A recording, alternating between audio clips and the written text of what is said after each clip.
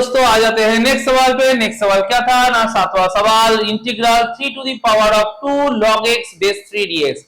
ये सवाल में हम लोग को log के कुछ फॉर्मूले का इस्तेमाल करना होगा। जैसे पहला पार्ट होता है log के सामने जो नंबर रहता है वो उसके वैल्यू के पावर में चला आता है। तो क्या हो गया, integral 3 to the power log x square base 3, ये जो 2 था वो पावर में जाके x स्क्वायर हो गया। फिर नेक्स्ट फॉर्मूला क्या है, अगर बेस और log का बेस ये दो वैल्यू अगर सेम होंगे तो ये पूरा पार्ट कैंसिल होकर सिर्फ x स्क्वायर रहेगा।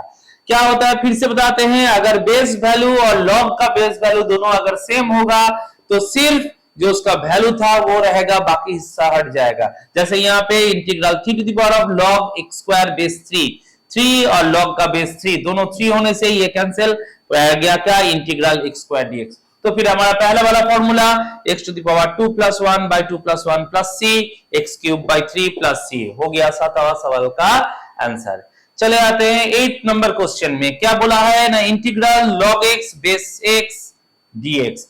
ये log का और एक फॉर्मूला है क्या ना, अगर आपका वैल्यू और बेस दोनों सेम रहा तो आंसर 1 हो जाएगा।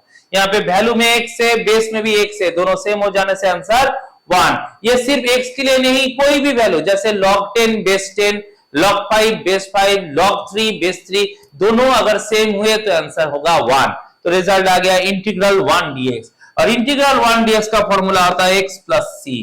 तो हमारा सॉल्यूशन हो गया x प्लस c। ठीक है, ये हो गया 8 सवाल। चले आते हैं दूसरे सेट ऑफ क्वेश्चंस में, जहां पे हम लोग ट्रिगोनोमेट्रिक टर्म को काम में लगाएंगे। ट्रिगोनोमेट्रिक टर्म लगाने में हम लोग को वहां पे उसका बेसिक फॉर्मूलाज जो है उसको याद रखने होंगे। जैसे यहाँ पे हम लोगों को जरूरत लगेगा 1 plus cos 2x equals to 2 cos square x, ये वाला फॉर्मूला। चले आते हैं सवाल को देखते हैं ना, integral root under 1 plus cos 2x whole by 2 dx। ये जो 1 प्लस cos 2x है उसके जगह पे हम फॉर्मूले का 2 cos स्क्वायर x को बिठाएंगे। तो 2 कैंसिल हो जाएगा, रहेगा root under cos square x। Root और स्क्वायर दोनों रहने से दोनों रिमूव हो जाते हैं, तो रिजल्ट हो गया integral cos x dx। Integration का फॉर्मूला है cos x का क्या होता है ना, sin x प्लस c होता है। तो उसी फॉर्मूले को इस्तेमाल करके इंटीग्रल cos x dx की जगह पे हम लोगों ने लिखा sin x प्लस c। तो ये हो गया हमारा आंसर।